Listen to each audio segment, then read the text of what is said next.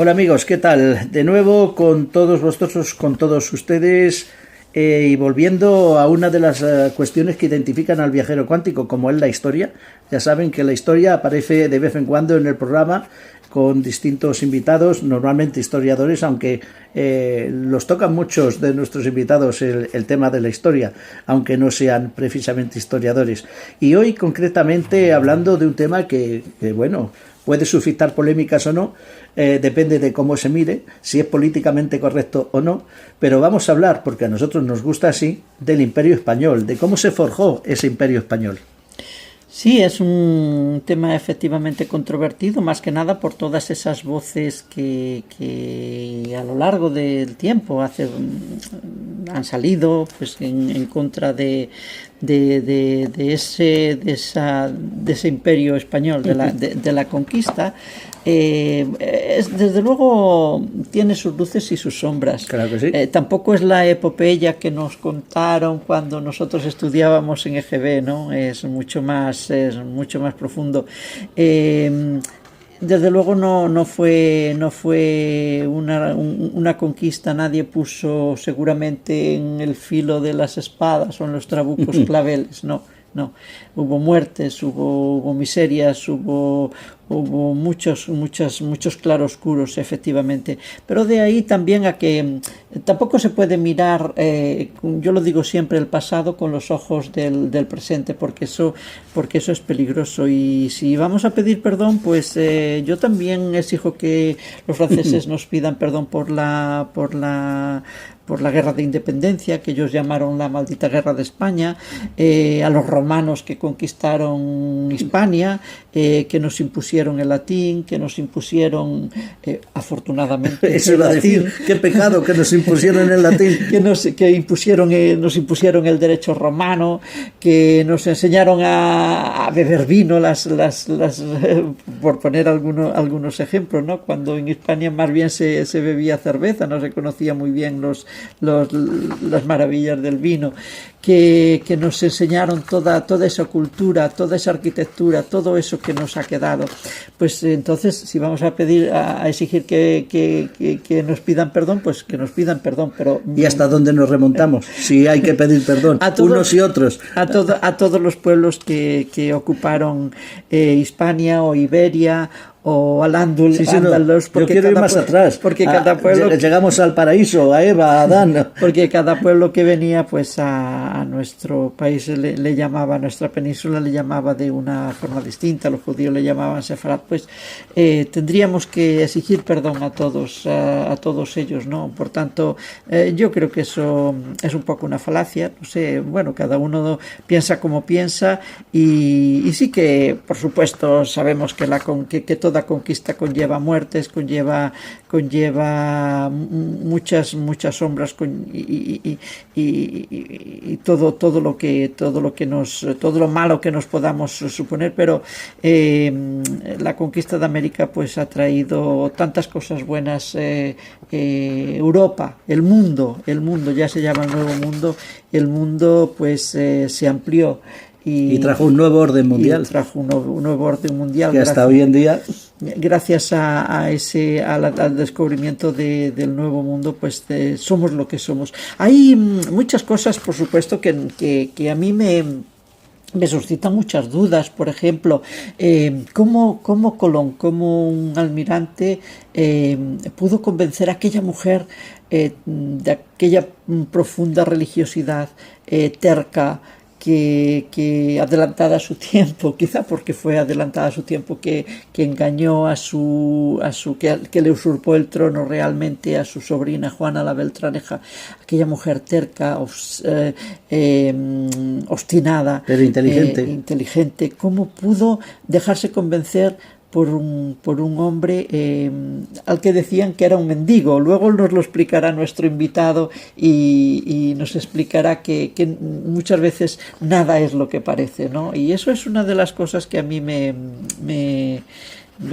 suscita mucho interés. ¿Cómo pudo convencerla y cómo se llevó a cabo tan grandiosa tan grandiosa empresa con tan pocos supuestos conocimientos. No, y tampoco material humano y material físico. Y claro, la tecnología marítima, porque aquellos barquitos de madera y todo eso, bueno, quizás se nos escapan muchas cosas que no sabemos, quizás se sabía más de lo que pensamos, así que nuestro invitado nos lo va a explicar, apasionado, eso sí, apasionado. Hombre, porque ha estado en otras ocasiones invitado en otros programas dentro del Viajero Cuántico. No sé si si es el cuarto o el quinta aparición que hace con nosotros Marcos López Ferrador, que es la persona que ha escrito un libro sobre el que vamos a hablar esta noche, que es La forja del Imperio Español, y que el prólogo se lo hace Marcelo Guyó Omodeo,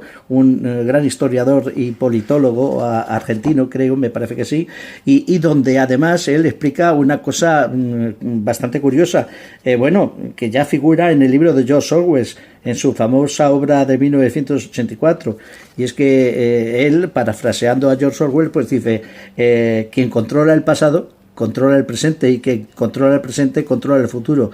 A veces hay gente que no les interesa la verdad histórica, sino la construcción de esa verdad amoldada a los intereses políticos del momento.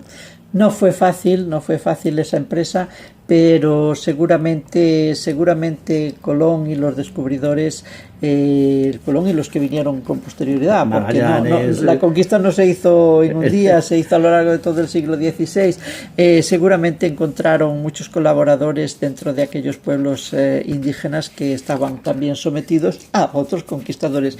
Nos lo va a explicar Marcos López Ferrador, como digo, un apasionado de la historia, que tal como dice Aníbal, ya ha estado con nosotros en varias ocasiones. Pues les dejamos con la entrevista de esta noche y esperemos que sea de su agrado y que lo pasen bien.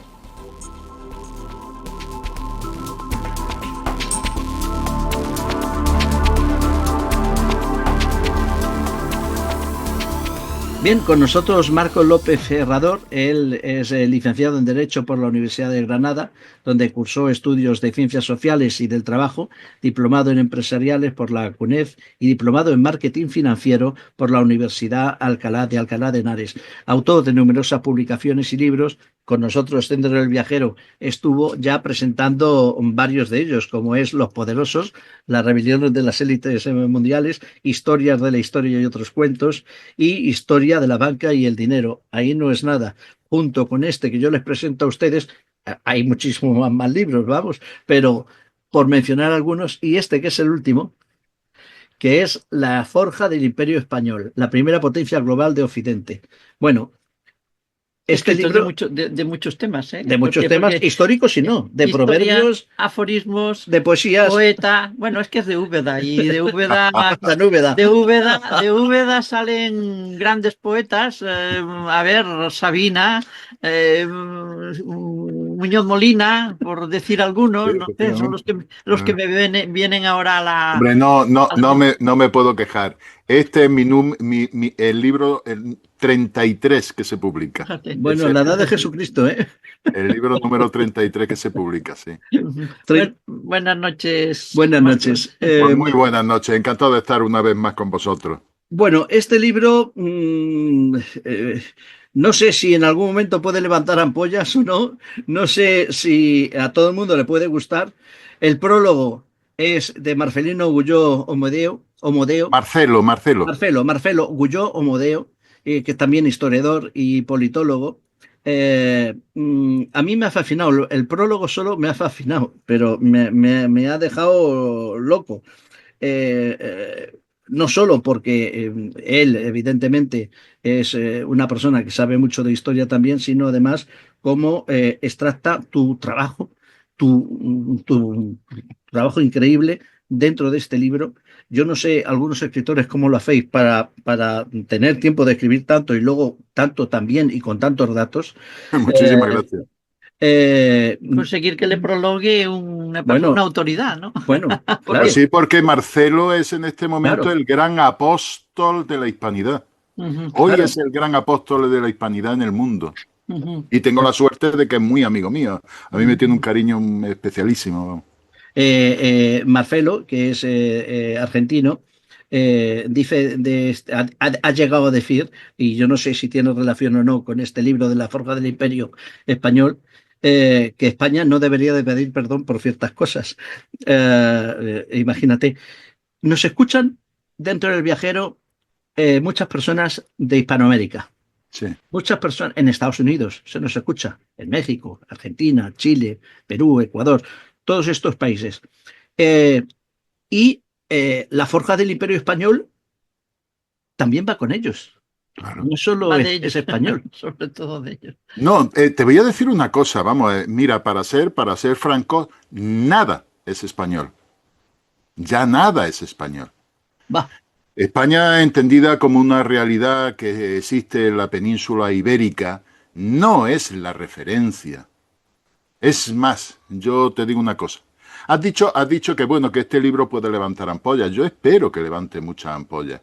Yo espero que el libro levante muchas ampollas porque es un libro militante, es un libro de lucha por la verdad y es un libro de lucha por lo que somos, por lo que es nuestra esencia, nos guste o no.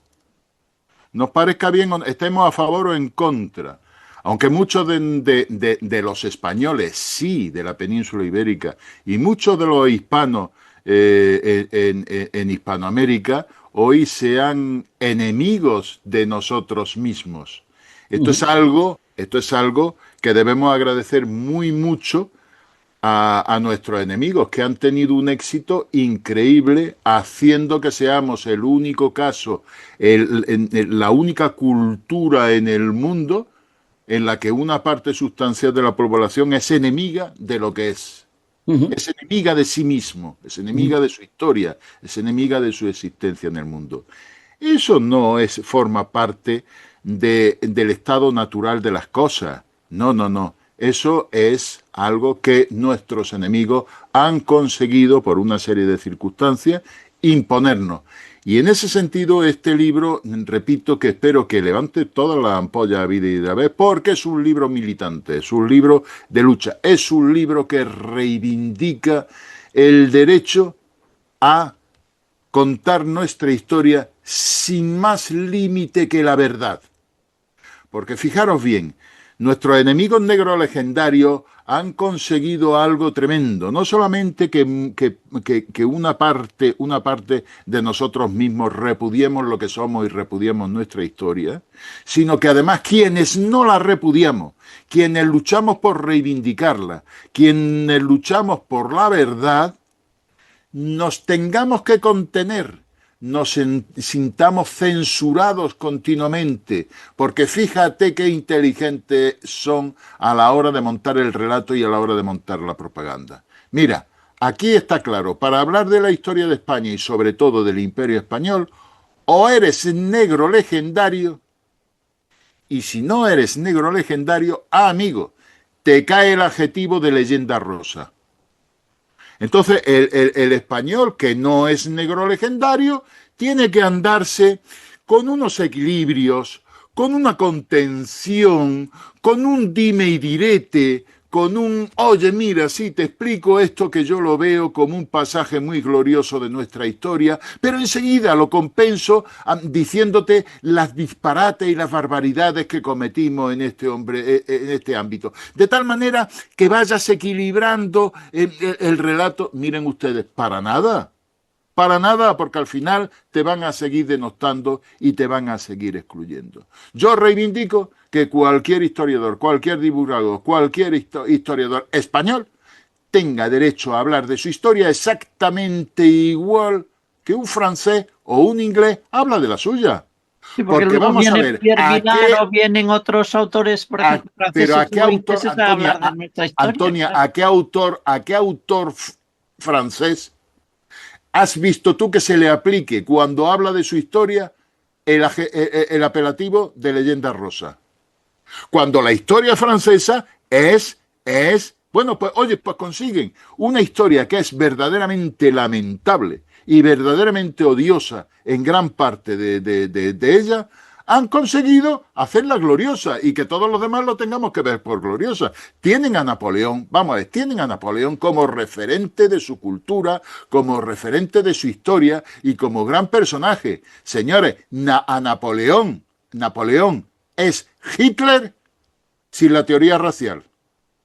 En el siglo XVII, casi XVIII, en el siglo XVIII. Si tú le quitas a Hitler la teoría racial y tienes a Napoleón.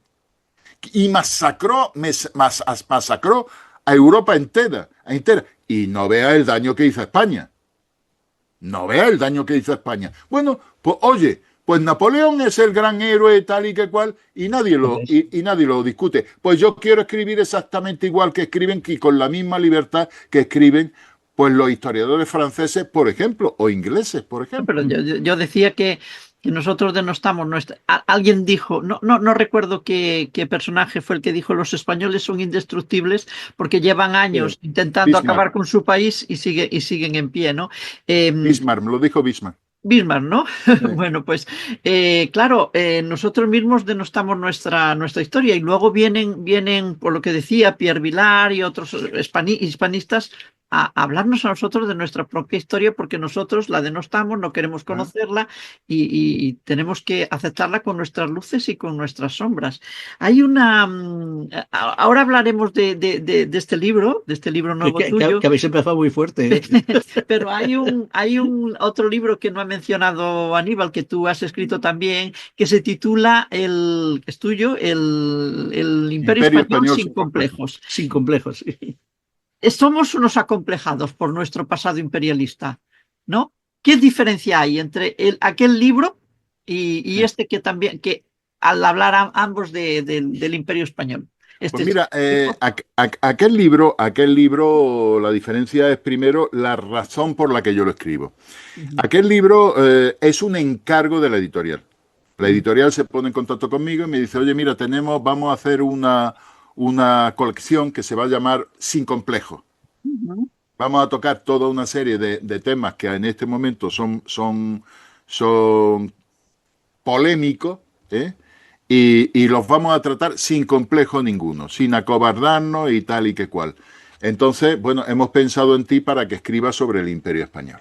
Entonces, bueno, yo me puse a la tarea y escribí el Imperio Español sin complejo. Pero claro, ¿qué es lo que ocurre? Que al ser un encargo tenía que cumplir una serie de condiciones. Una de ellas era que no podía exceder más de la extensión que tiene. Es un libro de aproximadamente unas 185 páginas. 185 páginas, no me acuerdo ya, pero lo mismo 185 páginas, pues son 60 o 70 mil palabras, no más. Total, ¿qué pasa? Yo ya me quedé con ganas de más. Es decir, tuve que hay que extractar, resumir, tal. Me quedé con ganas de más. El mismo hecho de escribir aquel libro, es decir, de estar durante algunos meses pues en el estudio de la materia y en moviendo documentación, bibliografía y demás, a mí me empezó a abrir toda una serie de campos y una serie de tal. Bueno, entonces yo me quedé con esas ganas dentro. ¿Qué ha pasado? Y ese es el papel que ha jugado con relación a este libro, El Imperio Español sin complejo. Pero ¿qué es lo que ha ocurrido además? Pues que últimamente al escribir Los Poderosos, la rebelión de las élites mundiales, yo, pues claro, también tuve que mover muchísima bibliografía, muchísima documentación. Al escribir Historia de la banca y el dinero, pues pasó lo mismo. Y en todos sitios me encuentro con la misma historia. Oye, que a todos los efectos y a nivel internacional, en el mundo está establecido que la primera globalización es la que produce el Imperio Británico a partir de 1874. Digo, pero bueno, ¿esto qué es? Hasta en esto nos van a negar el pan y la sal, hasta en esto van a tergiversar nuestra historia, hasta en esto nos van a ningunear y nos van a excluir. Y entonces, en un momento determinado, con todo eso, con toda esa serie de reflexiones, con todo eso que me queda dentro, yo tengo que volver a este asunto y tengo que volver a escribir un libro sobre el Imperio Español y como veréis se titula La primera potencia global de Sí, Occidente. sí, correcto. La primera potencia global de Occidente, De Occidente, la forja del Imperio Español. correcto. De Entonces, Secotia. Vamos a decir la editorial igual. de Secotia, del grupo Almuzara, No, claro. efectivamente, de Yo creo que Almuzara eso sería Libro, equivalente Secotia. a lo que dijo el monarca, el emperador. En mis territorios no se pone nunca el sol. Sí, eso fue efectivamente El- lo que ocurrió claro. cuando Felipe II Segundo, sí, hereda la corona portuguesa y claro. entonces el Imperio Español queda formado no solamente por los territorios Ultramar. conquistados y evangelizados por España, sino también con todo el Imperio portugués. Claro, ya es un imperio que efectivamente es que no se ponía el sol, es que a cualquier hora del día o de la noche estaba el sol dando en parte del Imperio Español. O sea, fue una... Claro, y hablar de que la primera globalización es inglesa, como todo, como vamos, como la exploración del Pacífico. Oye, pues tú preguntas, ¿y quién exploró el Pacífico? Cook. No, pues no, Magallanes y Elcano. No, Magallanes más que Elcano. y los españoles, y los Sí, españoles, y claro, los españoles claro. en mil y una, ¿sabes? En mil y una Eso, expediciones. te dije. Mira, Cook realmente ocurre, mira, en 1764 cae en poder de los ingleses en Manila. Y Cook nos roba todas las cartas de marear, todas las cartas de navegar. Nos las roba todas. Caen en sus manos. Ujú. Y Y se las con esas apropia. cartas es con lo que él se empieza a atribuir descubrimientos. Él no descubre nada. Él navega. Vamos, las cartas de navegar por entonces era una cosa secreta. Claro. Eran secretas. Y no se sabía ni si existían, ni si no existían, si blancos y negros. Y él lo que hace es utilizar las cartas de navegar para ir atribuyéndose descubrimientos que no hace, que están en esas cartas, si es que están en esas cartas españolas. Ujú. Bueno, pues así todo. Bueno, pero vamos a ver, cuando habláis, tú has hablado, Marcos, de una leyenda rosa. Marcelo Ulloa habla también de una leyenda negra. O sea, Claro, la leyenda negra sobre la leyenda que rosa. nos han atribuido otros y que Que no- nosotros nos hemos creído, Bien, pero vamos a ver. desgraciadamente, Yo, porque si yo, no nos la hubiéramos creído, quizá no hubiese prosperado, ¿no? Claro. Y no se sí, hubiese expandido. pero ahí está la historia. O sea, ¿dónde? Nunca mejor dicho, ¿dónde nos la hemos creído? Nos hemos creído lo que otros han dicho. Mira, en la sociedad de hoy en día, por lo menos, y como nos escuchan de otras partes del mundo, a lo mejor no entienden exactamente de lo que hablamos, pero en España ahora surte efecto lo políticamente correcto.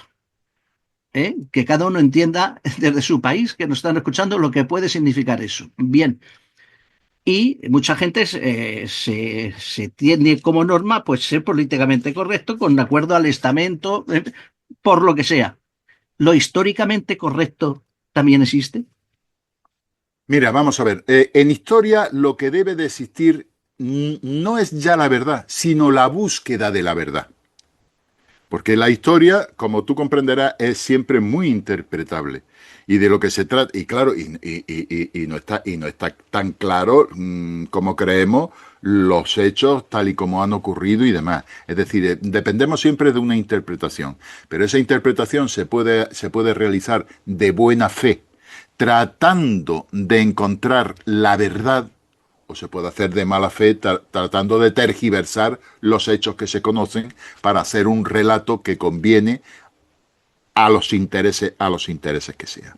Mirad, hay una cosa que debemos de tener muy clara para entender bien qué es lo que nos pasa a nosotros o qué es lo que nos ocurre. Mirad, el creernos o no la leyenda negra no es una cuestión de mero convencimiento, no es una opción personal de esto me lo creo o no me lo creo. No tiene nada que ver con eso.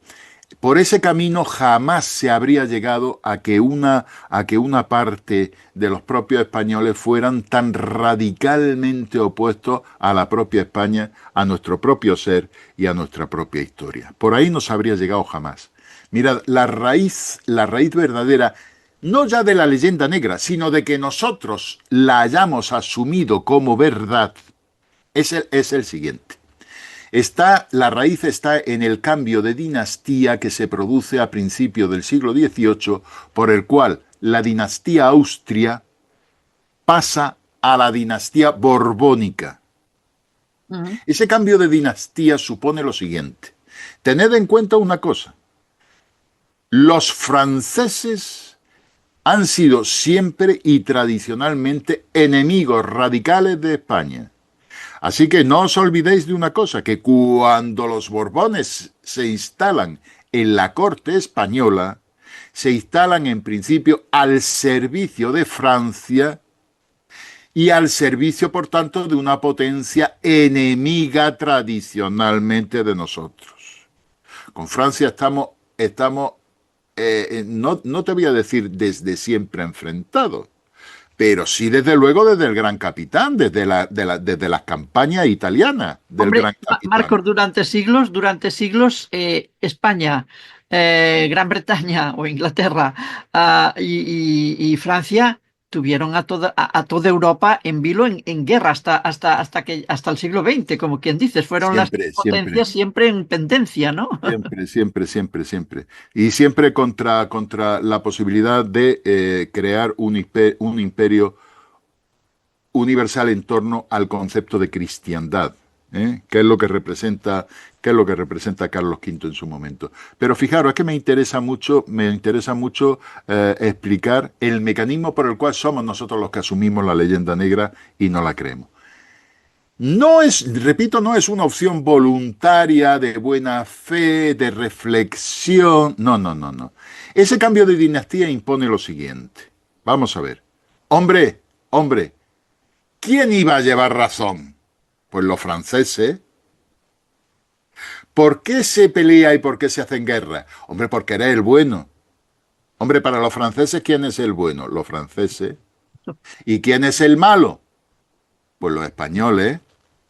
Cuando los franceses, nuestros enemigos, nos colocan aquí a una dinastía propia, ¿quién es el bueno? Los Borbones. ¿Quién es el malo? Los Austrias. Por tanto, escucha, todo lo que han hecho los Austrias es terrible. Aquí llegan los franceses, olala, que son avanzados, que son culturalmente lo que no hay en los escritos. Pues bueno, pues todos los chauvinistas que son los franceses. ¡Oh, qué maravilla! ¿Eh? Y vienen a reinar en este país que huele a ajo. ¿Vale? Entonces, vamos a ver, ¿qué ocurre? ¿Qué ocurre? Pues que si tú quieres medrar y tener un puesto en esa corte borbónica, en esa nueva corte borbónica, tendrás que sintonizar con ese mensaje de que lo que ha hecho España está mal, de que los Austrias muy mal, muy mal, muy mal, horrible, y ahí está la leyenda negra. Ah, amigo, ahí está. Y ahí está la leyenda negra, que es prueba de ello.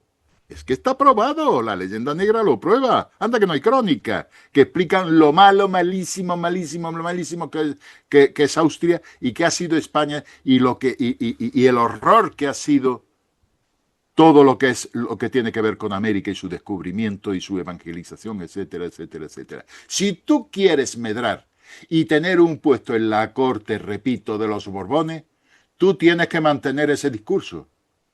Es que depende de ello, claro, ¿y qué es lo que ocurre? ¿Quiénes son los malos? Los que escriban cosas diferentes y cosas tal.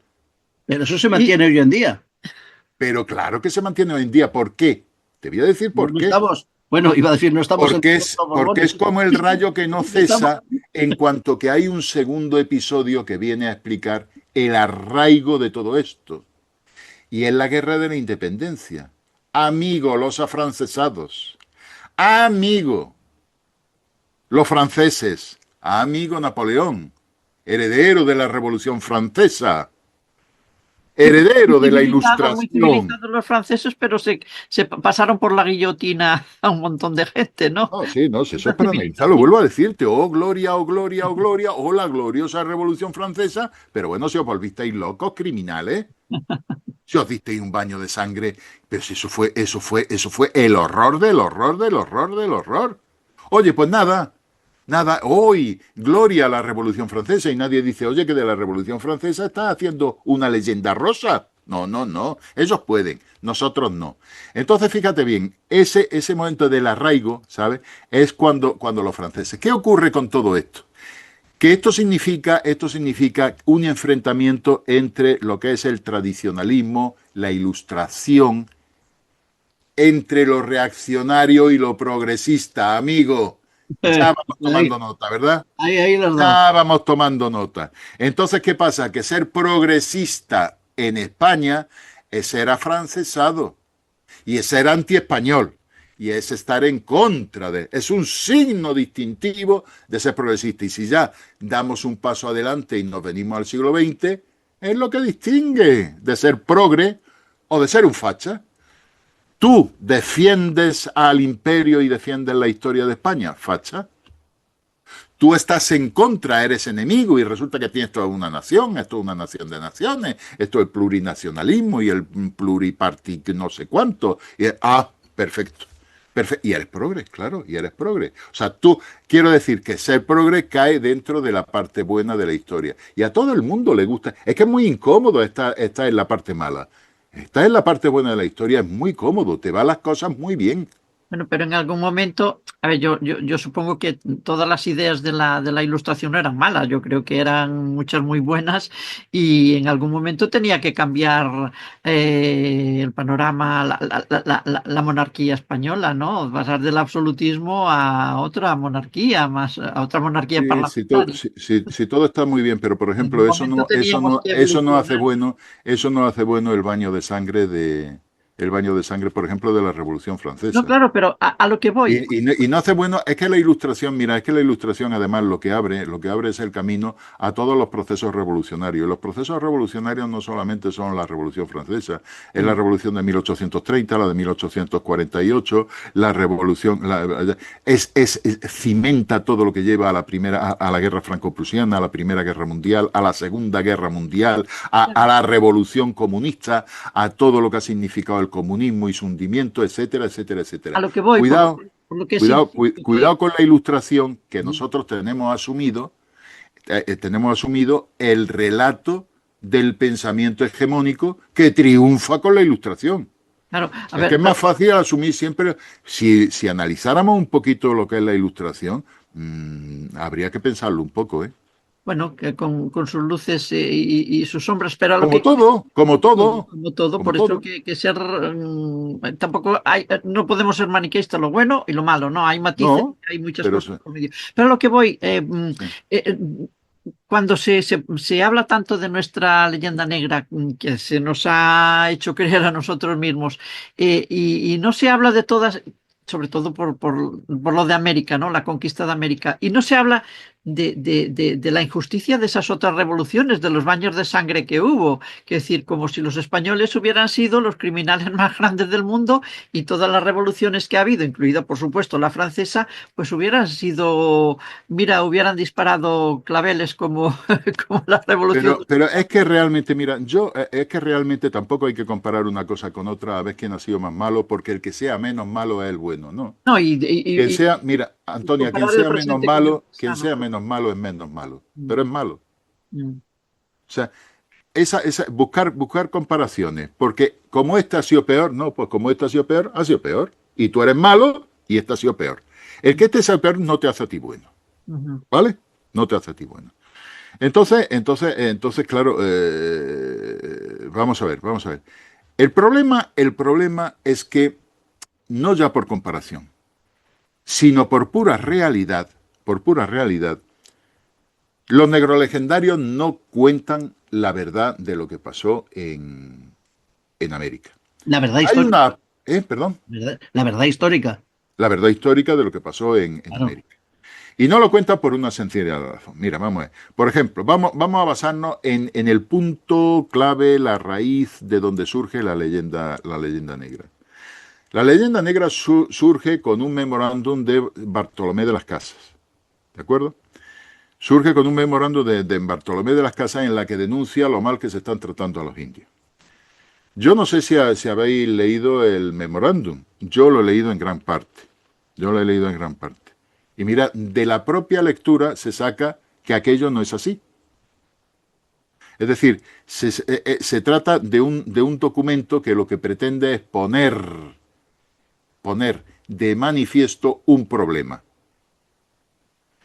Ponerlo ante la corte, ponerlo ante gente que no ha pisado América, ponerlo que se discuta, que se saque, es decir, es un movimiento en defensa de los indios por parte de un agustino, de un monje, ¿estamos? Que forma parte del sistema y que forma parte de esa potencia dominante tal.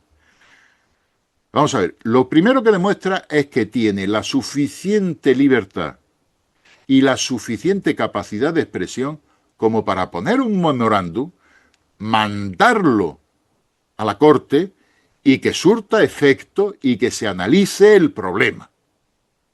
Y además en defensa de los indios. Decidme un solo personaje de cualquier otro imperio, de cualquier nación europea, que haya podido actuar de esta manera, o que haya actuado de esta manera y en defensa de los indios. Ninguno, ¿verdad? Vale. Mira, os decía, de la lectura del propio memorándum, tú sacas la conclusión de que campanas hay, campanas suenan, pero que eso no es así. Es decir, el memorándum está tomado a base de rumores, de dichos, de sucesos que a lo mejor ocurrieron. Porque, vamos a ver, si los que iban a América tenían que estar medio locos. ¿No quiere decir que ese memorándum no refleja no refleja la realidad? Que no era generalizado el maltrato a los indios, quieres decir. No, exacto. No refleja el hecho de que no era generalizado, de que no era una cosa que estaba haciendo todo el mundo. Son casos aislados y además se ven que son casos aislados por una sencilla razón. Porque tú cuando haces un memorándum sobre una serie de casos, tú das pelos y señales de cada caso. Tú dices, ¿quién? ¿Dónde? ¿Cuándo? ¿Por qué? ¿Y cómo se puso remedio a ese...? Pero si no había que poner remedio a nada. Bueno, pero de las casas hizo el memorándum, Sí. llegó a la corte. ¿La Sí. corte cómo respondió a ese memorándum? ¿Qué supuestos remedios puso? ¿Qué investigación qué hizo exactamente? Con todas las leyes de India, con todas las leyes de Burgos. Es decir, inmediatamente ante una situación, no porque fuera así, sino porque pudiera ser así, porque algo de... Vamos a ver, que no se nos olvide que se tenían que estar cometiendo abusos, sin duda. Pero voy a decir una cosa, que estamos ante una sociedad de finales del siglo XV, primeros del siglo XVI. Bueno, no podemos mirarla con los ojos del presente, está claro. Una sociedad en la que, perdonadme, pero todo el que podía abusar, abusaba. Pero no abusaba en América, abusaba en Badajoz. Claro. ¿O es que no se abusaba en la propia España del asalariado, pobres, de la gente, del campesino, y que no se abusa? Pues claro que se abusaba. Era una sociedad clasista, jerarquizada, tremendamente dura, tremendamente cruel, una sociedad anclada todavía en el pensamiento medieval, que estaba saliendo de la guerra de Granada. Échale, es que no hay cosa más medieval que Granada, ¿entiendes? Y estamos ante una cosa que no ha ocurrido en el mundo, como es una expansión imperialista al otro lado del Atlántico, a miles de kilómetros, sin medios, sin nada, rodeados de toda una serie de peligros y demás, donde había que sobrevivir a toda costa. Que se produjeron casos, claro que se produjeron casos, pero eso no es lo que tenía que definir lo que allí se estaba haciendo ni lo que allí estaba ocurriendo. Marcos, amigo, algunos, antes de llegar a esto que quiero decir de algunos, La historia es interpretable. Algunos hechos de la historia más interpretables que otros, Sí, por unos o por otros. Pero hoy en día todo esto, la leyenda negra, la leyenda rosa, todo esto que estamos hablando, cómo se extendió el imperio español a lo largo del mundo, sobre todo, claro, en América. Eh, por todos esos hechos, algunos pretenden que lo único que cuente sea tener que pedir perdón. claro, pues no, pues mire usted, pues no. Y que Pídalo todo usted. el mundo tendría que pedir perdón a todo el mundo. Y así, mira, y así estamos, poniéndonos de rodillas en los estadios y todas esas cosas por ser blancos. Venga, hombre, por el amor de Dios. No se dan nadie cuenta que esto es una manipulación porque hay un verdadero ataque a la sociedad occidental, que es lo que yo exponía en mi libro Los Poderosos. ¿Estamos? Mirad, fijaros bien. La historia es interpretable, pero a ver lo que se interpreta, a ver qué hechos se toman para ser interpretados.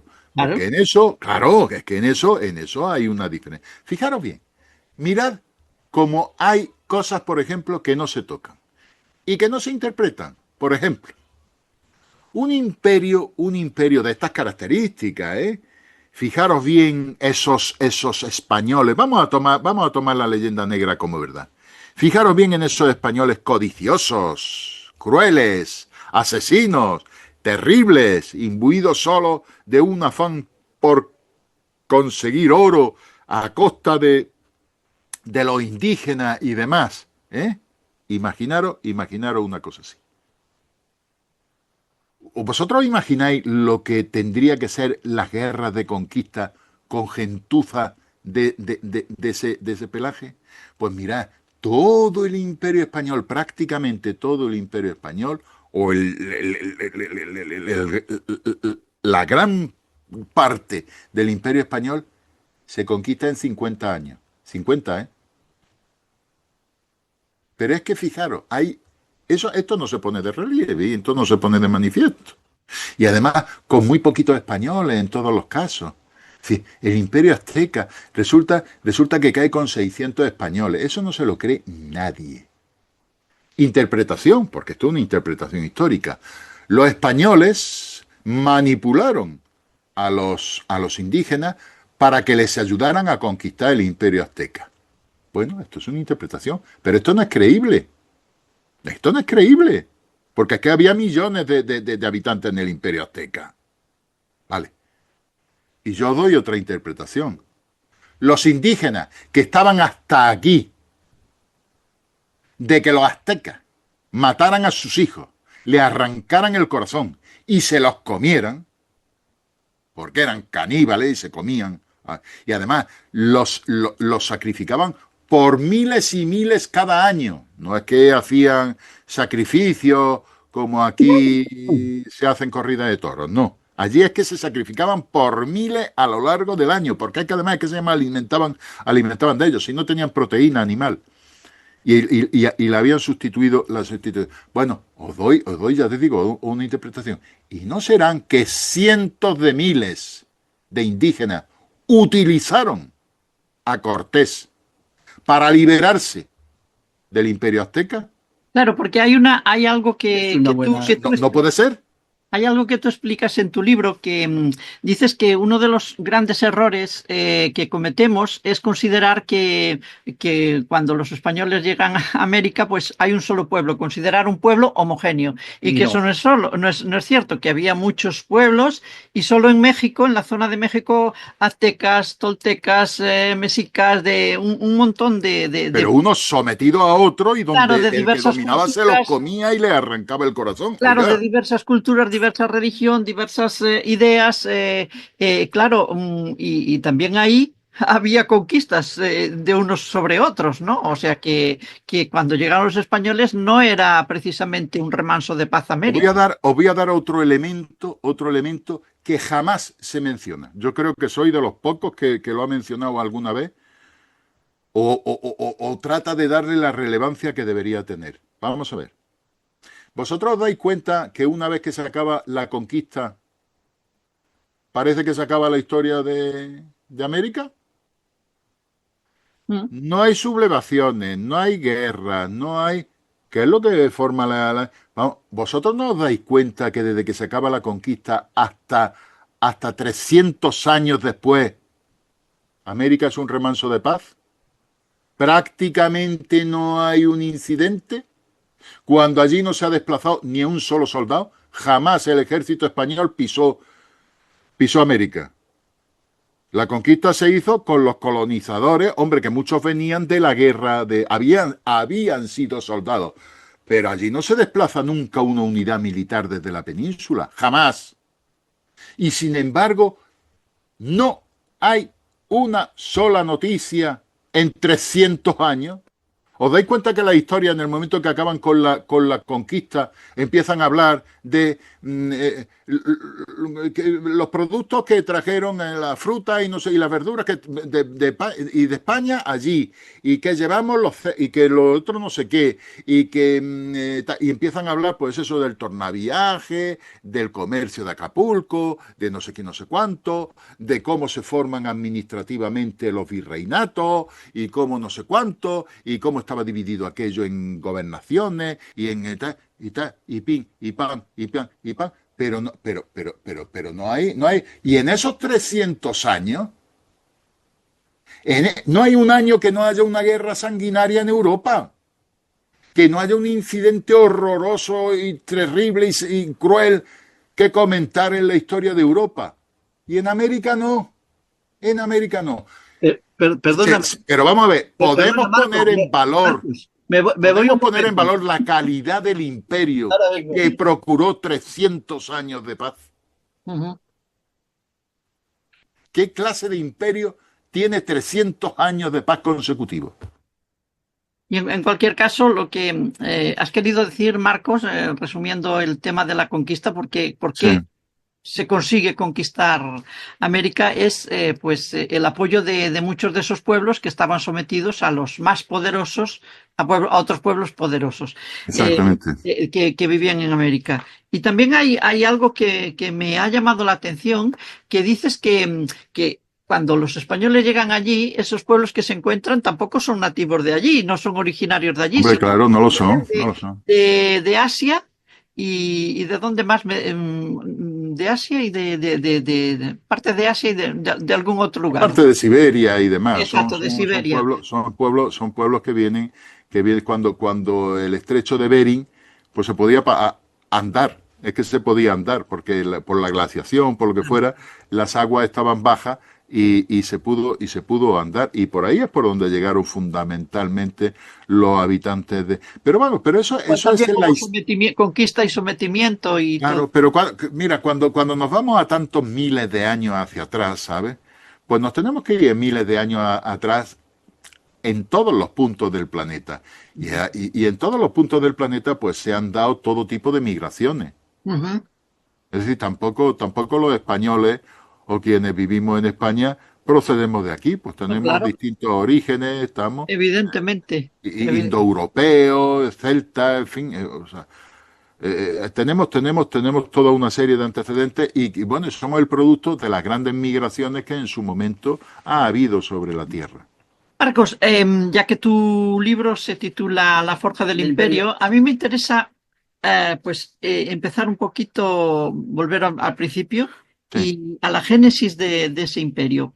Realmente, ¿cómo se forja? Porque, bueno, ¿cómo se llega a llevar a cabo esa empresa tan grandiosa? ¿Hay algo que se nos escapa? Porque sí, hablamos de que enseñan en la escuela, pues la reina Isabel recibió a Colón y bueno, confía en él para que, bueno, vende sus joyas, que es lo para financiar esa empresa, etcétera, etcétera.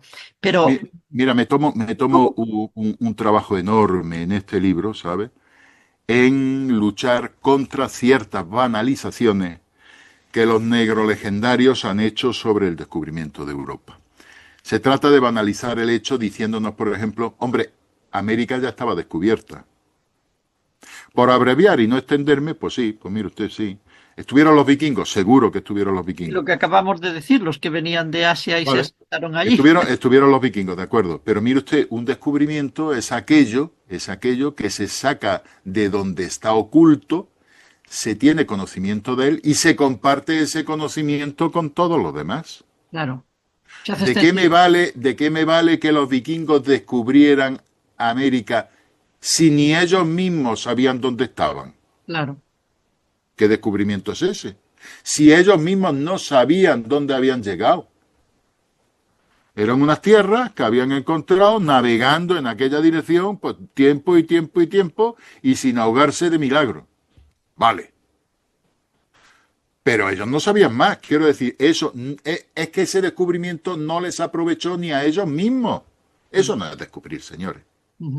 Eso no es descubrir. Y ahora, a partir de ahí, ustedes me pueden decir que el descubrimiento lo descubrieron muchísimos pueblos. Pues vaya, mire usted por dónde lo mantuvieron todo en secreto. Se pusieron de acuerdo para mantenerlo en secreto y no nos sirvió absolutamente de nada. Descubrir es conocer y compartir el conocimiento. Punto. Y eso se produce con el descubrimiento de América por parte de España. Otra forma de banalizar el hecho es que, de todas formas, hombre, a aquellas alturas, América estaba a punto de descubrirse. ¿Por quién? ¿Qué? ¿Perdona? Digo, ¿por quién estaba a punto de descubrirse? Claro, sí, quizá alguien tenía que descubrirla, pero es que fíjate, Antonia, España, ¿no? Antonia, yo me tomo la molestia en ir país por país de Europa, analizando en qué situaciones que se encuentran y viendo si están en disposición o no de descubrir América. De financiar. Y al final se concluye de que nadie estaba en posición a finales del siglo XV de descubrir América. Ni siquiera Portugal, que era el más avanzado tecnológicamente y en navegación. Ni siquiera Portugal. ¿Sabéis por qué? Portugal, una vez descubierta en los años 20 del siglo XV, las Azores y demás, había mandado hasta 12 expediciones navegando hacia Occidente. Y nada. Todas fracasaron. O sea, no estaba, a pesar de sus avances tecnológicos, no estaba en disposición de descubrir América. Y repito, aquí pormenorizadamente analizo país por país, todos los países de Europa y ninguno. Pero es que, asombraros, tampoco España. España tampoco estaba en condiciones de descubrir América. ¿Por qué? Porque estaba con la guerra de Granada. Claro. Va a venir ahora con un proyecto, efectivamente, y el proyecto se inicia una vez que se termina la guerra de Granada. Claro, y el juego está en que Colón convence a Isabel la Católica y no convence a nadie en Portugal o a nadie en otro lado. Vamos a ello. Entonces, vale, mirad, ni estaba a punto de descubrirse, ni cualquiera podía haberla descubierto. Eso es una banalización absurda. Vale. ¿Qué ocurre con Colón? Con Colón también encontramos otra forma de banalización. De Colón tenemos la imagen, fijaros bien y decidme si es mentira. Tenemos esa imagen de esa puesta en escena en la historia española de un Colón que aparece en el monasterio de la Rápida con un niño de 3 años de la mano, un atillo y el manto raído. Vamos, no se puede crear una imagen de un vagabundo, un don nadie. Con todo lo que sabía él, ¿no? Vagabundo, un don nadie. Entonces yo analizo también en este libro esa situación y esa idea de Colón. Esa idea de Colón es absolutamente falsa, pero falsa de toda falsedad. Pero bueno, de verdad a vosotros se ocurre que ningún padre va deambulando por los caminos con un niño de 3 años de la mano y un atillo. Pero cabe en la cabeza. Y se presenta en el monasterio. De Castilla, que era precisamente muy humilde, ¿no? Y se presenta en el monasterio de la Rápida por casualidad, donde resulta que el fraile que lo recibe es un experto astrólogo. Y al día siguiente se presenta otro fraile que es un alto cargo, que viene expresamente, un alto cargo que tiene todo tipo de relaciones en la corte. Señores, vamos a hablar en condiciones. Vamos a tener un... Fijaros bien, ya no digo hacer un análisis estrictamente histórico, sino apliquemos un poquito de sentido común. Cristóbal Colón es uno de los más grandes navegantes que el siglo aquel vio. Claro. Era expertísimo porque desde los 15 años había navegado en todos los mares. Pero en todos los mares, me estoy refiriendo al Mediterráneo oriental, al Mediterráneo occidental, al Mar del Norte hasta Islandia, al Mar del Sur del Atlántico hasta Guinea, el Golfo de Guinea y demás. Y él, que no solamente le gustaba navegar, sino que era un fanático del conocimiento y del estudio de la navegación, había visto que en el norte,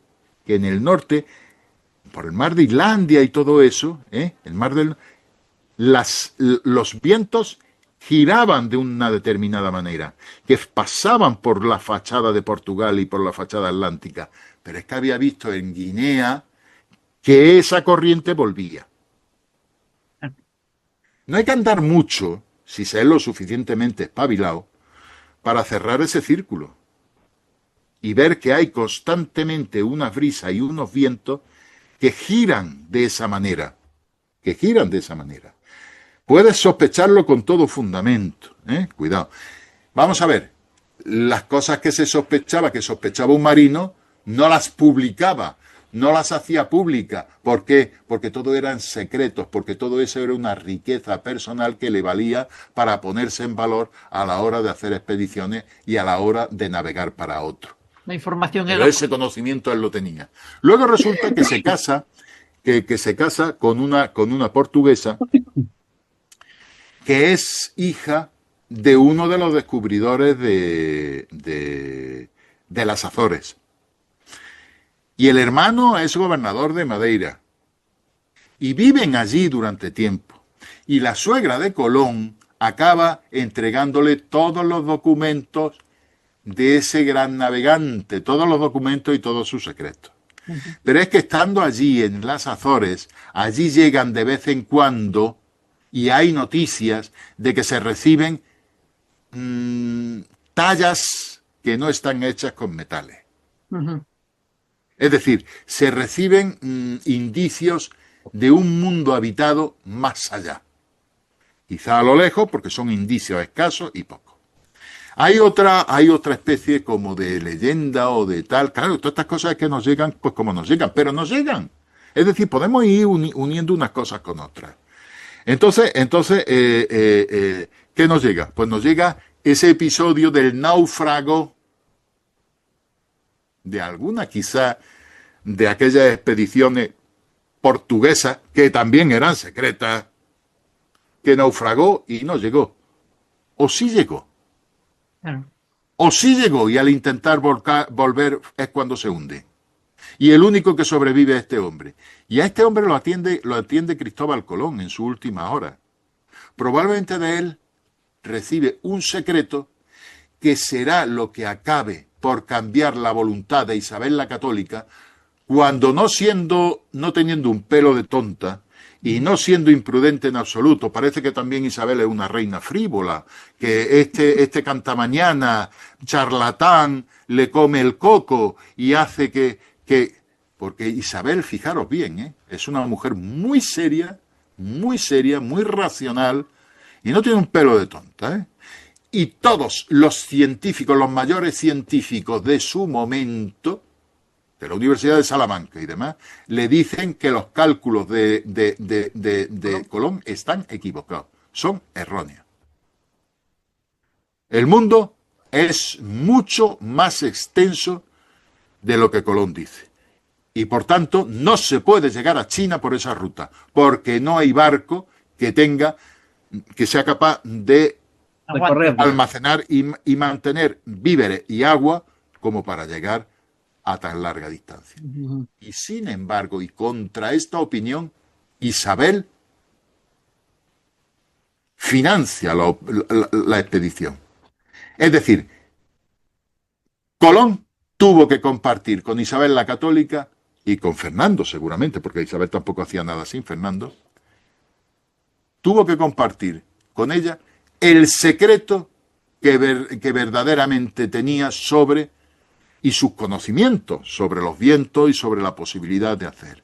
Pero fíjate, una mujer abierta, ¿no? A todas estas posibilidades, porque ya no tenía conocimientos de navegación, se supone. Claro. Pero fijaros bien en la talla y la categoría de Colón. En aquel tiempo, en una sociedad absolutamente clasista, radicalmente clasistas, ¿vosotros creéis que un rey recibe a un don nadie? No. Pues a Colón lo recibió varias veces el rey de Portugal. Claro. Y lo recibió para escuchar este proyecto. No lo admitió porque, como ya había mandado 12 expediciones hacia el oeste, estaba convencido de que no había nada. Y entonces, pues, que era una tontería y que no se podía. ¿Vamos? Porque es que el secreto para descubrir América no es navegar hacia el oeste, sino cómo navegar hacia el oeste. Claro. Claro. Ese es el secreto, saber navegar hacia el oeste. Yo creo que había más certezas en cuanto a que podía haber algo, que podía haber algo al otro lado del mar, y había menos certezas en si alguien físicamente podía llegar o volver para contarlo. Claro. O sea, era más fácil perderse en el intento que las certezas que había a lo mejor de llegar. Así es que mira, ninguna banalización en cuanto a que no tiene valor el descubrimiento de porque ya estaba descubierto. Que se iba a descubrir en cualquier momento. Hombre, de hecho estábamos en la era de los descubrimientos. Claro. Manda, ¿eh? Porque la era de los descubrimientos se llama la era de los descubrimientos porque se descubrió América. Claro. Pero es como... No se descubrió América porque estábamos en la era de los descubrimientos, cuidado. Quien descubre una vacuna y no la comparte, se queda ahí, pero una vez que la comparte, pues salva muchas vidas, se pone al servicio de la ciencia y de la medicina. Lo que decía de los secretos, secretos, claro. lo que decía Marco de los y secretos. del descubrimiento, de poco vale que los vikingos fueran antes y total no... Y no se habían enterado ni ellos dónde habían estado. Claro. Tenemos que acelerar el tiempo cuántico del programa. Una cosa, vamos a ver, salvo que la pregunta que vayas a hacer no tenga que ver exactamente con eso, a mí me gustaría ya hemos llegado. Estamos en América y empieza realmente tu forja del Imperio Español. La conquista. Bueno, fijaos en eso. Una cosa es decir la forja del Imperio y otra es la conquista. No sé si hace similitudes, Marcos, en eso no. Ahora no lo dirás. Se empieza a forjar con la conquista, ¿no? Pero ¿qué aporta América y qué aporta España a América? Vamos a ver, América aporta al mundo lo que el mundo es hoy. Claro. O sea, el descubrimiento de América aporta al mundo el conocerse a sí mismo. Es que ten en cuenta una cosa, que hasta que no se descubre América, solo se conoce el 40% de la superficie terrestre. Y cuidado, porque en ese 40% de conocimiento de la superficie terrestre está incluida África. Pero África se sabe que está ahí. Se sabe que es. Y Falta se sabe las dimensiones que tiene, pero está inexplorada. Claro. Es decir, que tampoco se conoce. Quiero decir que lo que realmente se conoce a efectos prácticos del mundo es muy poquito. Y el descubrimiento de América y el Pacífico añaden el 63% de la superficie terrestre. Aporta eso, pero es que aporta también el conocimiento de la esferidad. Y no es baladí, porque fijaros bien, ciertamente el mundo ha sido redondo, la Tierra ha sido redonda toda la vida. Eso no se supiera, no se supiera, era redonda de toda la vida. Pero fijaros bien, hasta que se descubre América, la Tierra funciona como si fuera plana. Porque tú para ir de Lisboa a Shanghái tenías que hacer un camino y para volver de Shanghái a Lisboa tenías que hacer ese mismo camino pero al revés. Entonces, nosotros cuando hablo de nosotros, hablo de Europa, hablo de lo que se conocía como Occidente. Lo que se conocía como Occidente era, señores, era una birria. Si hubiera verdaderamente, y nuevamente voy a hacer una interpretación histórica, pero veréis que no está fuera de lugar. Veréis que cuando se dice, hombre, es que la historia se puede interpretar de una manera o de otra, parece ser que es que puedes imaginarte lo que te dé la gana y puedes jugar con ello. No, Mirte, no se trata de eso. Os voy a dar un enfoque que yo creo que nadie lo ha dado. Y es que, desde mi punto de vista, Isabel la Católica tendría que ser considerada por todos, pero por todo el mundo, la madre de Occidente. Y os voy a decir por qué. Voy a interpretar la historia, pero con un sentido común en el que vais a ver una luz distinta, creo y espero. Fijaros bien, nosotros tenemos una idea de Occidente que pone en relación al Imperio Romano, a la grandeza del Imperio Romano, una de las grandes obras y uno de los grandes logros de la cultura y de la civilización humana, que además está en la raíz de la cultura occidental. Ponemos en conexión eso con pues todo el imperialismo, todo el imperio español, todo el imperialismo europeo, todo el imperio británico del siglo XIX y toda la hegemonía que Occidente ha tenido sobre el mundo. Y lo ponemos en conexión sin más, sin más. Y claro, hombre, una cosa tan grande, que sea grande, pues eso es lo lógico. Y una cosa que, bueno, como el Imperio Romano, que llegado el siglo XX, pues sea hegemónica, hombre, no puede. Pero fijaros bien, ¿qué era Occidente a finales del siglo XV? Es decir, cuando se va a descubrir a América. Occidente a finales del siglo XX es una birria. Es una birria que no hay por dónde cogerla. Fijaros bien, porque se nos llena la boca. Hombre, el Imperio Romano. ¿Pero qué queda del Imperio Romano a finales del siglo XV? El Imperio Romano era la cuenca mediterránea. Pero señores, que es que lo que fue el Imperio Romano Oriental, incluidos los Balcanes, están en manos de los turcos. Todo el norte de África está en manos del Islam. ¿Qué Occidente queda ahí? ¿Qué Occidente queda ahí? Ninguno. Pero ninguno es ninguno, ¿eh? Vamos a ver. Y de lo que fue el Imperio Romano, ¿qué es lo que nos queda? Nos queda España, que antes de que terminara la guerra de Granada, todavía el Islam estaba en el sur de España.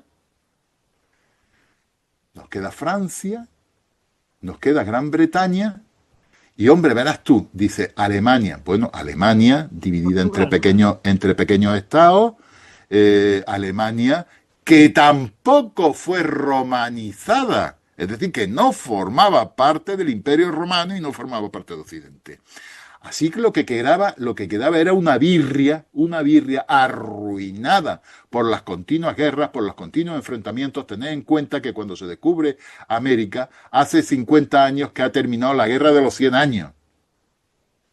Y que posteriormente sigue en Gran Bretaña con la Guerra de las Dos Rosas. Cuando se descubre América, está Enrique VII tratando de consolidar su trono. Y en Francia están tratando de encontrar sus fronteras naturales. Está tratando el rey de Francia unir los distintos territorios y las distintas regiones bajo su monarquía. Una vez que se casa con la heredera de Bretaña y consolida el dominio de Bretaña, se lanza como loco a conquistar el sur de Italia. Occidente es una birria arruinada. Y es Isabel la Católica la que construye Occidente en América, porque eso es lo que lleva Occidente. Eso es lo que lleva la cultura grecorromana recibida a través del cristianismo, y eso es lo que lleva a Hispanoamérica mediante la evangelización, porque asume Isabel la Católica lo que se ha encontrado allí, porque se lo encuentran, no saben ni lo que es, y se encuentran con una América, y lo asume como misión, como una misión encomendada por Dios. Fíjate qué nivel, ¿eh?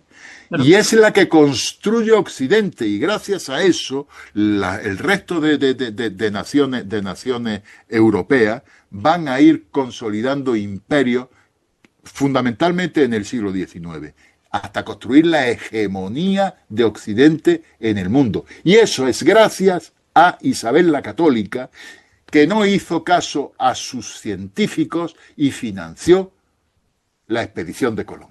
¿Y por qué crees ¿Os ha gustado la interpretación, Miguel? ¿Y por Pero qué? ¿es una interpretación histórica que tiene sentido? ¿Y por qué crees que a Isabel Sí. la Católica está tan denostada? O sea, no hay mucho quien la defienda. Quizá por su profunda religiosidad, o Sí, llamémosle no. Mira, cierta vamos a ver. fanatismo, por su política de matrimonios de sus hijas, de su hijo. Eh, ¿Por qué? ¿Por qué crees que no se defiende su figura? Porque, Bueno, de hecho, porque de las dos reinas que ha habido, reinas que no sean regentes, tampoco se ha defendido a la otra Isabel, a esta pobre, la no, machaca. pero no creo que tenga, creo que tenga el sentido que sugiere. No. Mira, a Isabel la Católica, el rechazo a Isabel la Católica es el rechazo profundo a todo lo hispano y a todo lo que significa lo hispano. Mira, en el mundo ha habido dos modelos que Occidente ha llevado a término en su expansión por el mundo. Dos modelos, que han sido el del cristianismo católico y el del cristianismo protestante. Bueno, señores, pues resulta que quien ha vencido es el cristianismo protestante. Y ha vencido el cristianismo protestante y además ha asumido la hegemonía cultural de Occidente. Entonces, se nos ha trasladado y hemos asumido todos, que ese Occidente construido por la hegemonía protestante es superior al católico. Y yo voy a decir una cosa, es todo lo contrario. Es todo lo contrario y lo explico en este libro. Es todo, absolutamente todo lo contrario. El Occidente formado por el cristianismo católico es superior al protestante. Y os voy a decir por qué. Porque mientras que el católico está basado en un humanismo cristiano, que conserva los valores morales y la trascendencia de la aplicación de esos valores morales. Ahora, conserva un principio de universalidad católica, de consideración a todos los hombres como iguales y como hijos de Dios. Cuidado, indígenas incluidos. Ese humanismo cristiano, ¿con qué modelo se enfrenta? Se enfrenta con un modelo protestante que es radicalmente individualista,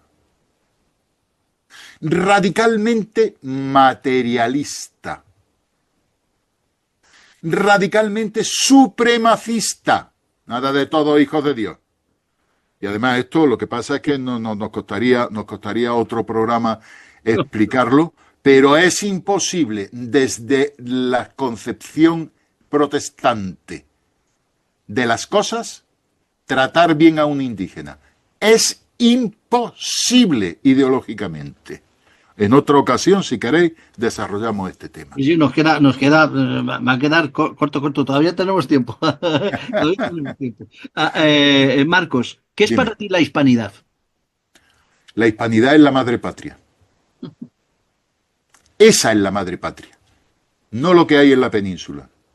Hay muchos errores con eso y también me refiero a ello en este libro. Hay muchos errores de concepción en eso. Cuando se habla de la madre patria nos equivocamos al pensar que nos estamos refiriendo a lo que hay en la península. Lo que hay en la península no puede estar no puede ser ni más decadente ni estar en peor situación de lo que está. Sí. Como para referirse realmente a ello. Tenemos que pensar que cuando hablamos de la madre patria nos tenemos que referir a la España imperial, al imperio. Porque cuando el imperio no existía España y el resto. Era un todo, éramos todos españoles, pero no españoles referidos a la península, sino referidos a hispanos. Yo cuando hablo, mira, yo tengo un programa todos los miércoles de madrugada. Todos los miércoles de madrugada me cuesta levantar, porque además es en directo. Y me cuesta levantarme a las 3 de la mañana en invierno y a las 4 de la mañana en verano. Sí, yo creo que alguna vez he estado ahí también visualizando. Es fabuloso, di el nombre si quieres. No, sí, el canal se llama Confieso que he leído. Confieso que he leído confieso que he leído y se puede encontrar muy bien en YouTube. Y yo se lo digo, porque claro, que son mexicanos, ¿no? Son mexicanos. Y yo se lo digo, mirad, meteros en la cabeza que el español es vuestro, que el español es un idioma vuestro, que no es nuestro. Meteros en la cabeza que el español no es un idioma europeo. No es un idioma europeo. En Europa no se habla español. En Europa se habla solo en España. Y con según qué dificultades. Cuidado. Eso sería otro. Pero en América. Llamando programas distintos. En América sí que se habla español. Sí que habláis español. Y cada vez más. Lo habláis vosotros. El idioma es vuestro. Os equivocáis y entonces la hispanidad es vuestra. Sí, la hispanidad la habéis creado vosotros. Si es que la conquista, la evangelización, esos 300 años de desarrollo en una cultura y demás, la habéis hecho vosotros, vuestros padres, vuestros abuelos. Los míos no, que los míos se quedaron aquí y por eso yo estoy aquí viviendo. Yo he nacido en España porque mis abuelos no se fueron a América. Los vuestros sí. Claro. Es lo vuestro lo que tenéis que defender. La hispanidad es vuestra. El español es un idioma americano y vuestro. Y lo habéis creado vosotros y lo habéis desarrollado vosotros. A lo mejor tenemos... Y la madre patria es el imperio español, no es la península. Marcos, a lo mejor a todas estas personas de América les tenemos que decir en algún momento salvarnos. Claro. Salvarnos a nosotros mismos, a los españoles, porque yo creo que la hispanidad se celebra más en América ahora mismo que en la propia España. No, es que en España no, porque ha triunfado esa concepción progre de la que antes hemos analizado y se ha impuesto la leyenda negra. Quiero decir, esto es muy sencillo.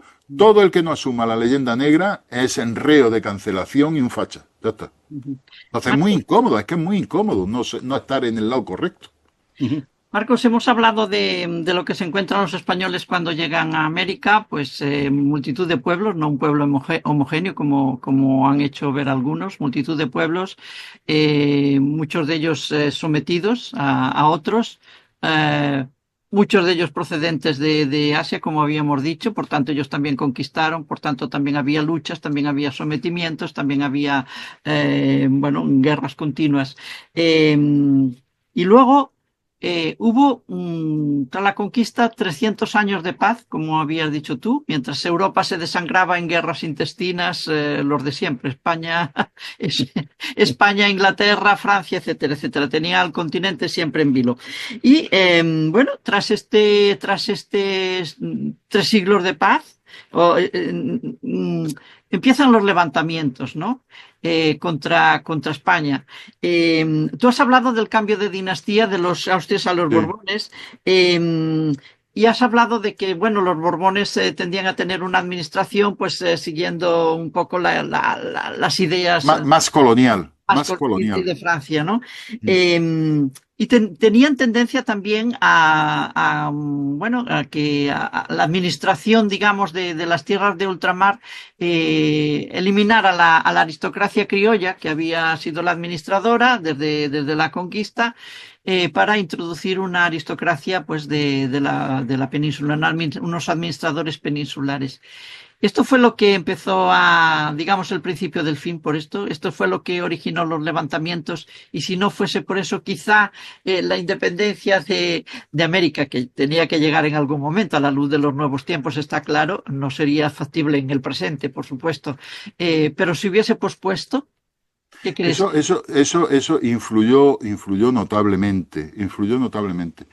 No sé si alguna de esas es causa. Es muy difícil, ¿sabes? Mira, cuando habla de decadencia y caída, no sabes muy bien qué causas de la decadencia forman también parte de las causas de la caída, ¿sabes? Entonces, pero no obstante, sí que todo aquello influyó. Influyó también, por ejemplo, la expulsión de los jesuitas en época de Carlos III. La expulsión de los jesuitas rompe la espina dorsal de lo que es el alma hispana, ¿eh? El alma hispana, la fe hispana, el fundamento trascendente de todo lo que se había hecho, reposaba en toda la estructura, toda la labor y toda la mentalidad que los jesuitas sostenían en toda América. Eso fue un golpe crucial, ¿eh? Muy Claro, crucial. porque supongo que cuando hablamos de la evangelización y que los austras tendieron a la evangelización, yo supongo que la evangelización no era solo, llevaba otros aspectos implícitos o reales, porque una nueva educación, una nueva arquitectura, industria, es decir, no era solo evangelizar en el plan religioso en el cristianismo, sino aportar una serie de cosas y bueno, que quizá trasplantar de lo que había en la península allí, ¿no? No era solo Pero, el pero, evangelio pero, y el pero catecismo. mira, Antonia, cuando lo planteas de este modo, parece que en aquel tiempo, ¿sabes? Se podían establecer unos planes estructurados y preestablecidos, tal, para realizar y conseguir una serie de objetivos y demás. Y no era el caso ni la época daba para eso en absoluto. Es decir, vamos a ver, la conquista y la evangelización se va produciendo respondiendo a hechos concretos, a situaciones, digamos, a cuestiones planteadas sobre el terreno y en la práctica, con soluciones prácticas y soluciones, ¿entiendes? Tal. Aquí lo fundamental es qué espíritu es el que va a impulsar y el que va a inspirar cada una de las soluciones que se dan. Cada una de... ¿Qué espíritu? Y el espíritu es el espíritu de misión asumido por Isabel la Católica. Isabel la Católica se da cuenta que se ha tropezado con unas tierras y que están habitadas por toda una serie de personas, y esas personas han sido puestas en sus manos por Dios. Ese es el razonamiento y es el pensamiento de la época, y mucho más el pensamiento de Isabel la Católica. Esas personas están puestas bajo la responsabilidad de una reina católica. ¿Cuál es la misión entonces que ella interpreta que recibe de Dios? El abrir el reino de los cielos a todas esas almas. Conseguir que todas esas almas lleguen a la vida eterna y disfruten de Dios. Son almas para Dios, son hijos de Dios. Y eso es lo que asume como misión. Y eso va a inspirar desde la legislación hasta el comportamiento y la evangelización de todos aquellos fieles. Entonces no responden a un plan, sino responden a una inspiración, a una concepción del mundo y de la misión en el mundo. Y se va aplicando según las situaciones que se encuentran. Correcto, correcto. Eso creo yo que lo explicaría mejor que otra cosa. Ajá. Marcos, Antonia, Ok. sé que del programa de hoy sacamos muchos programas, seguro, pero tenemos que ir despidiendo. Bueno, es que hay un tema que también Marcos habla de filosofía. Se atreve Marcos a desmentir a Rousseau, nada más y nada menos que a Rousseau. Vamos a ver, no me atrevo ¿De verdad has hecho eso, Marcos? ¿De verdad? a desmentir a Rousseau. Sostengo y digo que Juan Jacobo Rousseau es lo peor que le ha podido pasar a la humanidad. Claro, porque expliquemos, según él, el ser humano, el hombre, era bueno Mira, por naturaleza y es la sociedad en la que vive quien lo corrompe. Y tú vamos a dices, ver. Rousseau Rousseau sienta las bases de la destrucción de Occidente. Porque sienta las bases de la destrucción de toda la estructura moral, ética, política y racional sobre las que se asienta nuestra cultura occidental. Y sienta algo que se ha hecho hegemónico y que está pudriendo a nuestra cultura occidental. Y sienta el relato como fundamento de la verdad. Es decir, la verdad es lo que yo me imagino porque tengo capacidad de imponerlo. Ese es Rousseau. Y eso que tú has dicho es fundamental. Vamos a ver. ¿Pero qué es eso de que el hombre es bueno por naturaleza? ¿Pero de dónde lo saca? El hombre es el peor bicho que hay sobre la capa de la tierra. Tan malo es que ha sobrevivido. Claro. Es malísimo. Por la inteligencia, no por la fuerza. Claro. Pero es que esa inteligencia, cuidado, que no me quiero quedar cojo. Esa inteligencia es precisamente lo que ha hecho, lo que le hace avanzar en la civilización, avanzar en la cultura y avanzar en que las sociedades y las relaciones entre los seres humanos sean cada vez más pacíficas y cada vez mejores. Y de mayor calidad y de mayor entidad. Es lo que nos lleva a avanzar y dejar de ser caníbales y dejar de hacer sacrificios humanos. La cultura y la civilización es lo que nos lleva a ser buenos. Nosotros, por naturaleza, somos el peor bicho que existe, porque tenemos que sobrevivir. Es decir, y eso del paraíso, pero oiga usted, el paraíso, pero oiga usted no ha salido de un salón de Versalles, usted no ha salido de un salón de París, oiga usted. Usted sabe lo que es una jungla, usted sabe lo que es una selva. Un hombre metido en la selva o metido en la jungla entra dentro de la cadena trófica. Solo y exclusivamente es un elemento más, es un alimento más a disposición de quien pueda comérselo. Entra en la cadena trófica. Eso es lo que eso es lo que es el paraíso. Mire usted, la jungla y la selva es un horror. Porque es que además no solamente es que está lleno de animales y bichos con unos dientes muy altos que te comen, no, es que están llenos de parásitos, de bichos, de virus, que te infectan, que te matan, que todas te matan para que te pudras y los gusanos puedan comer y tengan comida. Y las aves rapaces también tengan comida. Que eres un puro alimento. No me faltaba esto de Rousseau, Antonia. Ya esta noche son... Pero, no, perdóname, Aníbal. No te pido que estés de acuerdo o no. No. Lo que estoy diciendo está fuera del sentido común. No, si no me refiero a eso, me refiero a que si hablábamos de que este programa estaba dando, con este programa podíamos continuar con un segundo, un tercero, un cuarto, después de Rousseau, a mí me anima mucho a hablar de Rousseau, pero a mí me tenéis a vuestra disposición, ¿sabes? Si no queréis, sois vosotros los cobardes. Ay, no digas eso. Yo he querido nombrar este aspecto para explicar, ahondar más en la dimensión polímata de Marcos, porque también habla de filosofía. Entonces, claro, ¿no? Pero es que es mi punto débil, la filosofía. Pero ya el que quiera leer el libro, que lo recomiendo, pues verá por qué viene a colación Rousseau con todo lo que hemos estado explicando. Bueno, Aníbal, la forja del Imperio Español de Secotia, que lo hemos dicho antes. Aníbal, que ya sé que me mandas que tenemos que el tiempo cuánto nos acaba, Antonio.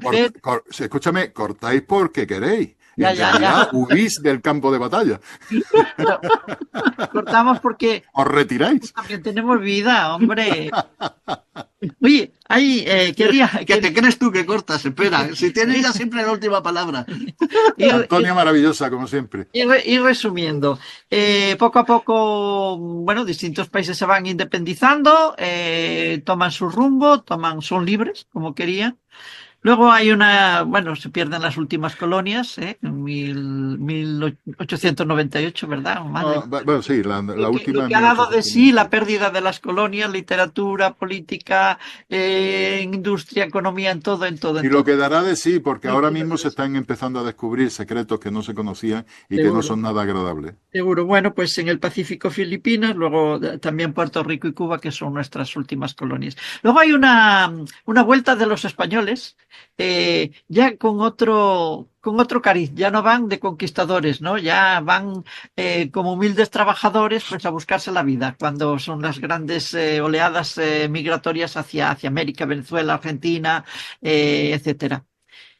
Y poco a poco América cambia de rumbo, es decir, poco a poco va dejando de ser ese continente próspero, muchos países ese continente próspero, y muchos de ellos caen en una situación pues de guerras, de falta de democracia, bueno, de algo que Sí, quizás de lo peor. si nosotros alguno puede considerar que estamos mal, hay algunos peores Hay algunos peores. en América, pero bueno. También nos consideran responsables de esta situación que ha ido En viviendo. absoluto, en Ya absoluto. no nos consideran responsables No, no, o no, no lo somos, es que no lo somos.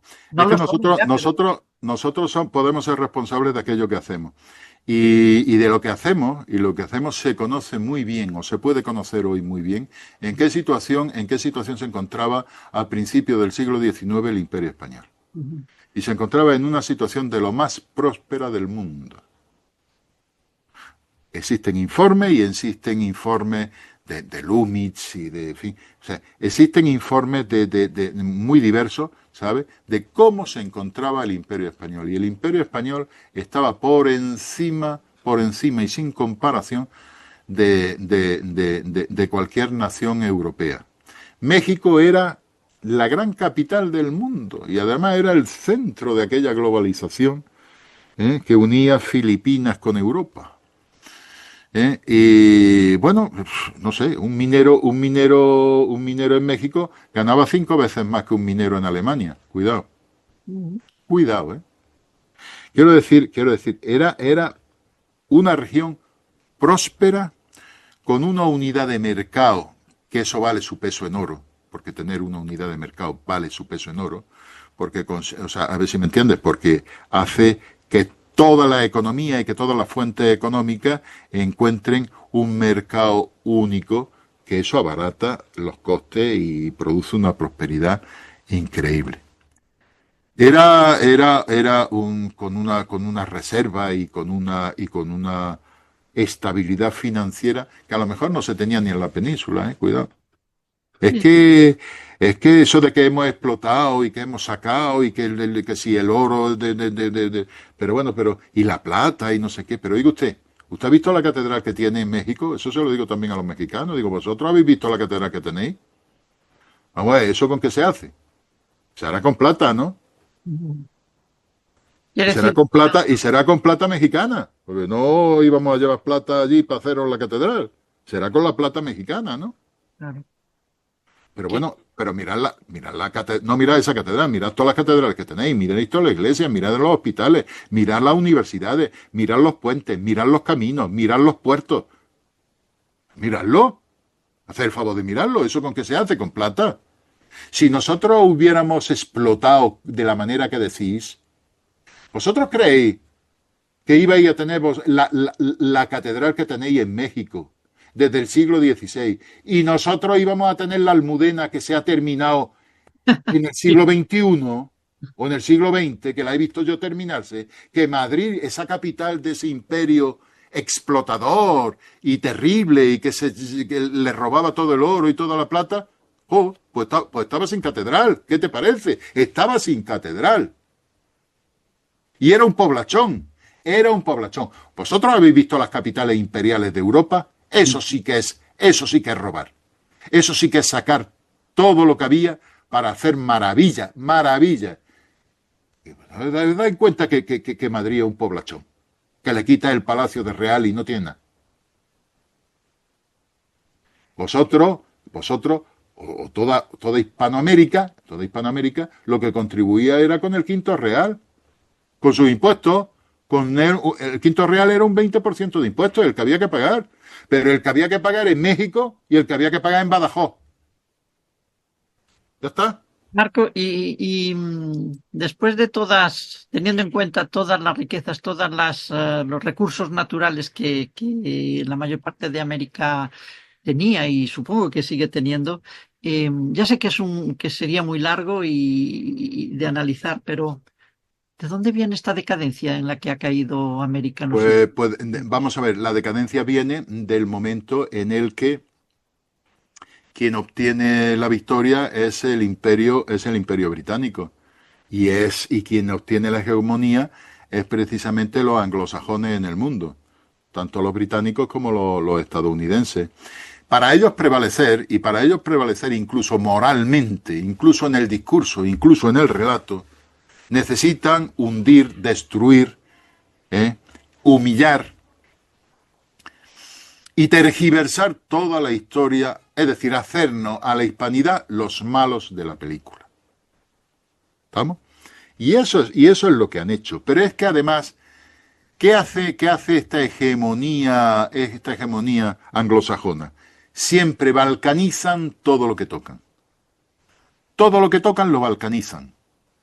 Y entonces un mercado único, una unidad como era el Imperio Español, porque era una unidad, lo que hacen es fraccionarla en un montón de repúblicas.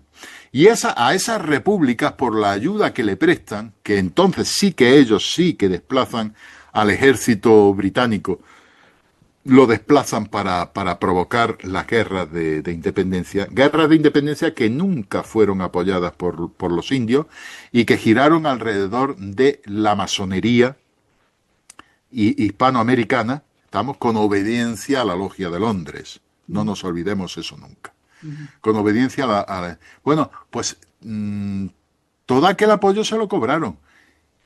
Fueron ceca por ceca, depósito por depósito, y se llevaron toda la moneda en plata y todo el oro que había en las distintas cecas y en los distintos países. Liquidaron, pero todo, se lo llevaron todo a Londres. Todo, absolutamente todo. Eso sí que fue un saqueo. Se lo llevaron todo a Londres. Y se quedó el Banco de Londres como único financiador de estos países. Estos países pasaron a ser colonias comerciales y colonias mercantiles. Entonces se cercenó de raíz la posibilidad de un desarrollo industrial en todos estos países y se les dejó el papel de productores de materias primas y alimentos que sirvieran a su industria a cambio de los productos manufacturados que ellos colocaban en un mercado que ya se habían hecho con él. Entonces, desde entonces, el mundo hispanoamericano, el mundo hispano, es una colonia del mundo anglosajón. Pero no os olvidéis una cosa, que es que se nos olvida, y es que España también. Ya. Porque España siguió el mismo camino que el resto de países hispanoamericanos. Lo que pasa es que como nosotros somos europeos, bueno, pues a nadie le gusta sentirse tan mal como debiera. Entonces no dejamos de ser europeos y no dejamos de ser no sé qué y darnos pistos como si fuésemos otra nación más que ha tenido un imperio que lo ha perdido y tenemos ese gloria y ese prurito. Nos equivocamos. Nosotros también pasamos a ser una colonia y además financieramente dependientes del Banco de Londres. Y desde entonces nuestras élites han estado sobornadas y sometidas a esas élites que nos dominan. Os veo venir, que vais a empezar hablando del otro libro tuyo, del banco, de los otros libros tuyos, de los... Pues si no queréis abrir otro melón y terminando. Bueno, pero yo quiero... Antonia, despide, venga. Un tema que, si lo hemos tocado, ha sido muy de puntillas, que ha sido el exterminio de los indios en América del Norte frente al mestizaje de la América del Sur, de la América que fue un día español. Pues dejas ahí planteado un quinto programa. Ese es un tema también programa, muy interesante y que deberían tener en cuenta los que dicen que exterminamos muchos indios. Marcos. Sí, ellos no han exterminado ninguno. O sea, nosotros llegamos así con la consigna de Isabel la Católica de cásense las indias con los españoles y las españolas con los indios.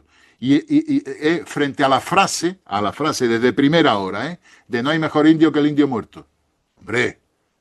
Hombre, la superioridad moral de ellos, ¿dónde va a parar? Hombre, por favor. Bueno, Marcos, Antonia, gracias por esta charla. Gracias a todos los amigos, a todos los hermanos de América, desde América del Norte hasta América del Sur, desde Estados Unidos hasta Chile, que nos escuchan, México, Argentina, Brasil. Gracias a ti, Marcos, una vez más. Gracias también, gracias a Dios, tenemos gente que nos escucha en Francia, en Alemania y demás. No sé a quién se le habrán levantado ampollas o no, nos da igual, es una opinión de un historiador.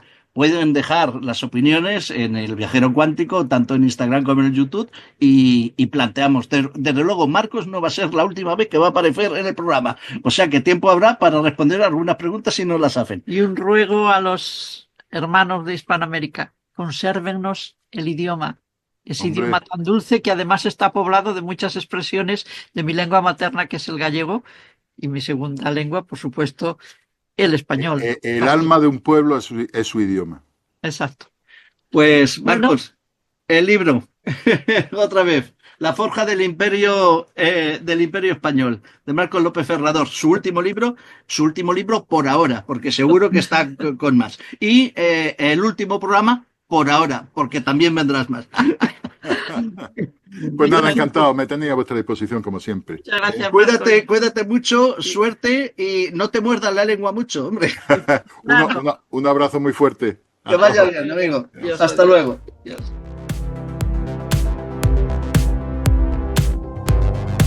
Amigos, amigas, hasta aquí el viaje de hoy. Nos volvemos a ver en la próxima aventura del Viajero Cuántico. Gracias a todos por estar ahí.